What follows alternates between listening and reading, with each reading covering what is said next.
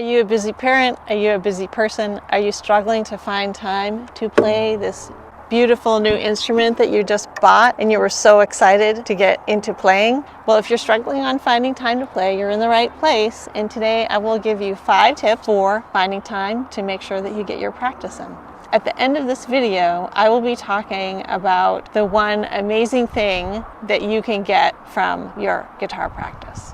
I would really appreciate it if you could like, comment, or subscribe if you're enjoying this video. Also check out my other videos on YouTube. The first thing I want to talk about is instrument accessibility. And what does this mean? It means you need to have your instrument in a place that you're going to play it. If you have a wood acoustic guitar like I do, be careful about where you're storing it. You don't want to leave it outside in the rain or something of that nature. So you need to make it accessible, but where it's not going to get damaged. What I recommend is, for me, I have my guitar hanging in our living room, so that way I can see it. It's a constant reminder. I can just grab it and play for 10 minutes and then move on to the next thing. For you, try to think about a place that you can hang it on the wall in a prominent area in your home. Think about a corner that you can set it.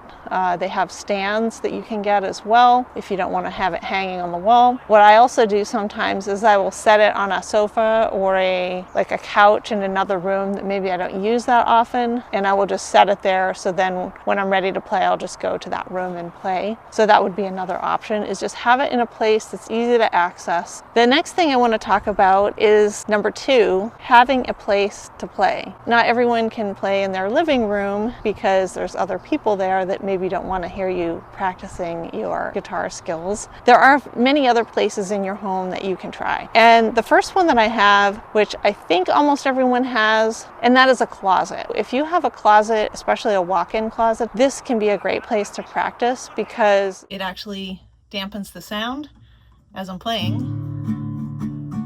so you don't get too much echo, which is kind of nice. And hopefully I'm not bothering other people outside the room. The next location is the garage. And the garage seems like a strange place, but a lot of times if you don't have your car in there, there's extra space, or maybe you have a double garage, so you could use that. You could open the door to the garage and sit in the garage that way. So there's quite a few different ways you could use a garage for your practice, unless you have somebody who really likes to, work on their car and they're in the garage with their loud tools, then maybe that won't work. But at least in my house, not too many people are in the garage very often, so that can be a place. And often in the winter, it's better in the winter than being just full on outside. Leading into my third option, which is outside. So today I am outside. I can just pick up my guitar and I can play out here. You can sit on the other place that I don't know if you can see it in the back of my video here. There's a covered area in front with our front stoop, and that can be a great place to sit and just sit on the stoop and play. And none of these will bother other people. Now, another area that I've recorded myself quite a few times is I have a covered patio in the back of our home, and that's another place. There's a more comfortable outdoor furniture where I can sit and play. So I give you four different options you can choose. And so hopefully one of those will help. Now, I didn't mention bathroom, but I guess if you had a really large bathroom, that could work, although it might be a bit echoey in there, does anybody have carpet in their bathroom? I don't know, that might be a bit strange. But if that's all you have, maybe that'll work for you. I have said as a joke, you could practice in the bathroom, so I decided to come in here and see what it's like. Kind of echoey, loud.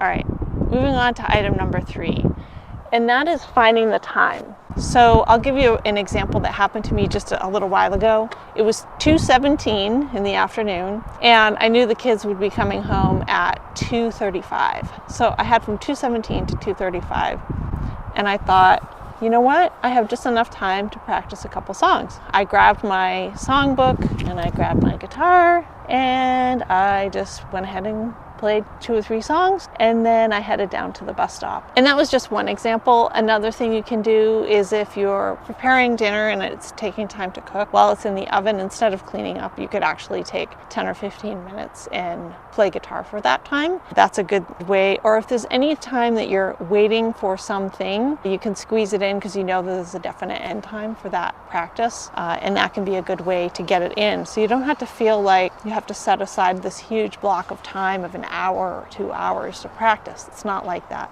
You can just put little bits of time and grab those and use that to practice. Tip number 4 is probably the easiest thing that you can do, but a lot of people don't like to do it. That is having a notebook with printed out songs in it. And the reason I love this is because if I'm on my phone or I have my phone in front of me, it's good. I mean, it's nice, it's handy and convenient, but little reminders will pop up or someone sends me a text message and it interrupts my flow of being able to practice. By the way, I got this at the dollar store for $1. And then I just printed out pages and put holes, and now I have a book with all of my favorite songs. And yes, it's using up paper, but when it's time to practice, you just grab your guitar and you can grab this book and you can just open it and start at the beginning, or you can pick a section that you want and play a song and just flip open to the page. You don't have to worry about scrolling, you don't have to worry about technology, it's right in front of you, and then you can just play. And I've found that it gives me a lot more joy to play that way, which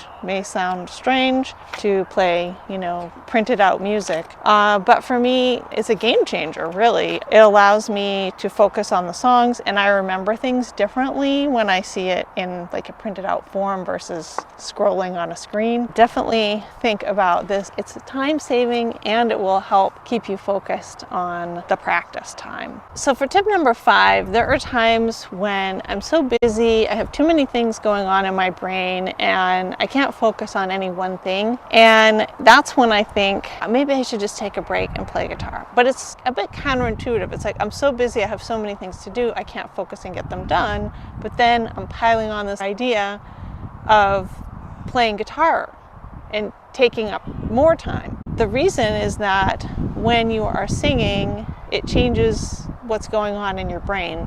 And there are other videos I'll share in the description, a couple examples of other videos that talk more about the science of what happens to your brain when you sing or play an instrument and are playing music.